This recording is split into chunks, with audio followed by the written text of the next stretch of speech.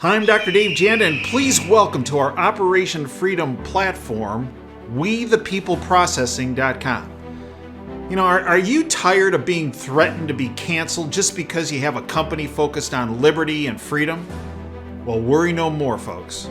WeThePeopleProcessing.com is your go-to merchant services, freedom-based company to provide business service payment solutions. We the People Processing provides their clients a cancel culture-free platform which is domestically based. They provide competitive rates, no contracts with next-day funding, a fully vetted and like-minded financial infrastructure, and full support for integrations, implementation, and e-commerce efforts. Bottom line, WeThePeopleProcessing.com focuses on defending your company's free market growth, values, and future. Check them out at www.WeThePeopleProcessing.com. Once you're on the site, enter in password Operation Freedom or call 855-499-2024. That's WeThePeopleProcessing.com. Then, when on the website, enter Operation Freedom as your password or call 855-499-2024. Mr. President-elect, go ahead. Can you state She's categorically? asking a question. Mr. President-elect, can you give us a question? Don't be You are rude. attacking us. Can you give us a question? Don't be rude. No, I'm not going to give you a question. question. I'm not going to give you a question. Can you state categorically? You are fake news. Sir. I'm Dr. Dave Janda. Welcome back to Dave versus the MSM. I'd like to thank you for joining me today. Thank you for networking this information to anyone and everyone you know. Information you're never going to get through the bought-off lamestream fake media. Why? Because their goal is to keep you misinformed, disinformed, and completely uninformed. And if you're one or all three of those, guess what? You're an easier target for the syndicate. Whatever you want to call it. The globalist syndicate, the New World Order crowd, the criminal international banking syndicate, the deep state, the shadow government. It's all the same thing. It's an entity that is focused on stripping you of your freedoms, your liberty, your life, and our republic. Fact. From Harry Brown. He's an American writer. He said this once. Very true, actually. Quote, "So what is government? Very simply, it's an agency of coercion." Coercion meaning brings about fear, right? Of course, there are other agencies of coercion, such as the mafia. So to be more precise, government is the agency of coercion that has flags in front of its offices, end quote. You know, Harry wrote that decades ago.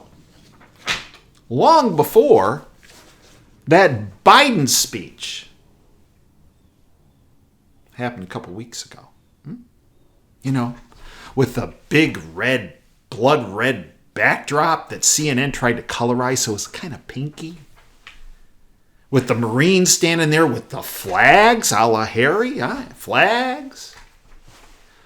With Biden shaking his fists like Mussolini or Hitler, Stalin. Choose your fascist. You know, Mussolini used to be called Il Duce. I've called Biden Il Demente. And that speech, which was meant to instill fear in people, which is a big part of the globalist playbook, fear. So that instill fear in as many people as possible. The last 3 years sound familiar? Instill fear. Because when people become fearful, they become paralyzed and easier targets. So that the syndicate can get more power and control and of their ever precious, never ending money.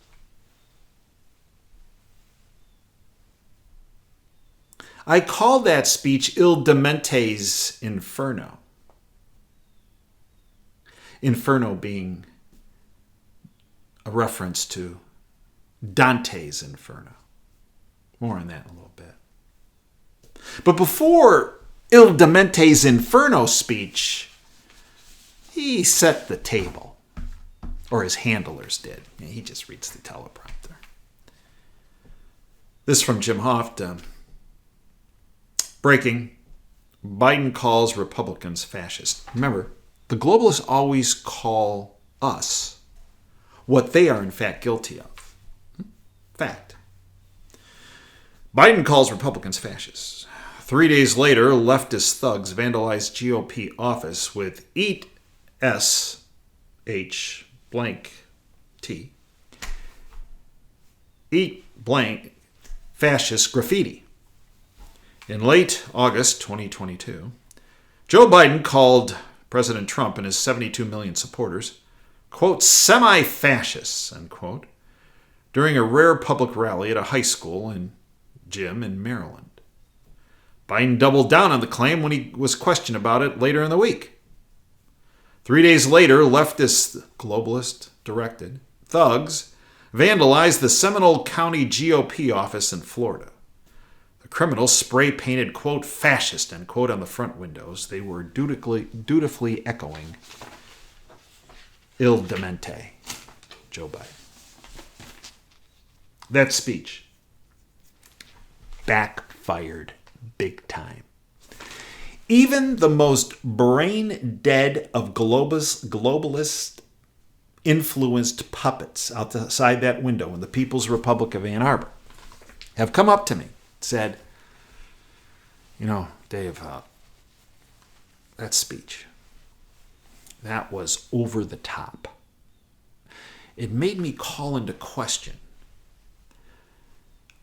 first of all, what I actually have been supporting. And two, it made me realize what you have been speaking about for years is in fact true. If that's happening in the People's Republic of Ann Arbor, imagine what's happening in your community that I'm sure, there's a couple exceptions, is even less globalist directed than out there. Be hard to find, very hard to find, but I'm sure there are at least several in this country. So my aunt, the English teacher, AP English teacher, many years ago, because she felt it was good for me, she she assigned to me to read Dante's Divine Comedy. There are 3 parts to it. The Inferno portion, the hell, the Purgatorio portion, purgatory, and the Paradiso, the heaven portion. Inferno is Italian for hell, and it's the first part of the Italian writer Dante Alighieri's 14th century poem on Divine Comedy. And in that poem, Dante's journey is through hell, and is guided by an ancient Roman poet by the name of Virgil. And in the poem, hell is depicted as 9 concentric circles of torment located within the earth. I believe those 9 concentric circles are Washington, D.C. I do. Because that has become hell on earth. With their mandates and their dictates and their raids and their stripping of freedom agenda. It truly has become the modern day version of Dante's Inferno. So, on September 1st, Il Demente gave the Inferno speech. This is what it said on Zero Hedge. Biden goes all out, warns of grave threat posed by MAGA forces. Biden gave an angry speech. No, actually, here's where I disagree with him. I believe it was a speech of hate. Not an angry speech. It was a speech of hate. Not hate speech. A speech of hate. In which he framed Republicans as election-denying extremists. Ha! Okay. Who pose a threat to democracy and need to be fought tooth and nail. Quote, too much of what's happening in our country today is not normal. You got that right, bud. Trump and the MAGA Republicans represent an extremism that threatens the very foundations of our republic. Okay. And he's doing this with a blood red backdrop with Marines. And the Marines are there to understand something. They're there to say, the handlers put him there to say, hey, this guy's El Demente, he's got the military behind him. Blood red. This is what happens if you don't listen. I mean, it was like something out of a backdrop of Nazi Germany and Stalin, for God's sakes, right? Shaking the fists, as I mentioned. And he's talking about other people being fascist? Bud, check the mirror out. Jonathan Turley, a law professor at George Washington University, not a conservative. The optics of Biden's speech instantly became a source of internet chatter with the weird red background that made the president look like he was giving a stump speech from Dante's Inferno. Yeah, you got it.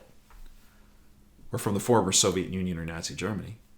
Or from Mussolini's Italy, the balcony. However, it was the use of the Marine Guards that were the most glaring element. Under Department of Defense Directive 1344.10, political activities from members of the armed forces. Members of the armed forces may not engage in political activities. Remember when our country was under siege and the globalist foot soldiers, Antifa and BLM, were torching the country and destroying the country. Remember that? The summer of 2020? And at one point, they were attacking the White House, trashing Lafayette Park across from the White House, and burned the Church of the Presidents. Right? And the law enforcement then cleared the park, and President Trump walked across the battlefield, and behind him was General Milley for the Joint Chiefs of Staff. And after that, because they were surveying the battlefield,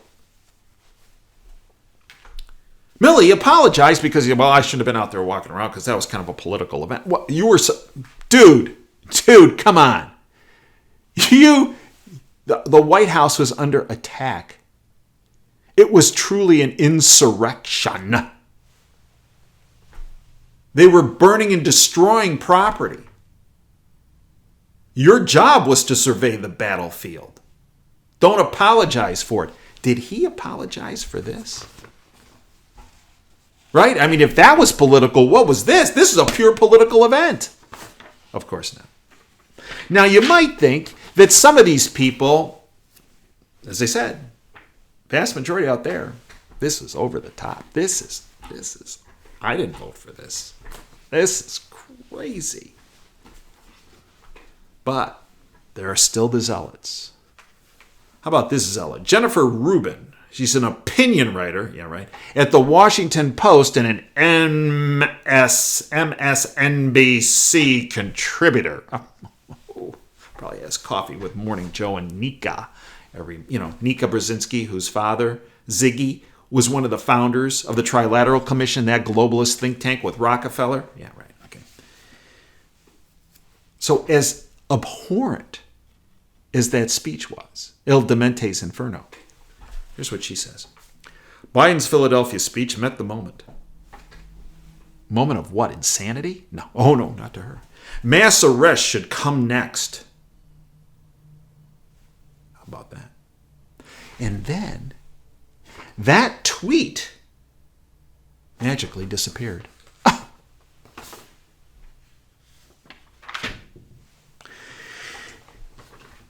You see, that speech was about instilling fear. But it was not because Biden and all the people around him, including Obama, that are middle-level puppets manipulating that puppet. It's not from a position of power. That speech occurred with that backdrop. That was not a mistake. That was not a political mistake. It was willfully done because they're panicked and they're desperate, because so many people are awakening to what's really happening. And the deep state, the syndicate, is panicked and desperate. And that's why they loaded El Demente's teleprompter with the Inferno speech. And it's backfired even more than they thought. They thought it was going to instill fear, because that's their fear-based agenda model that's worked so well over time. And instead, you had ardent supporters of their garbage for years outside that window going, oh, that was wrong. That was awful. That was insane.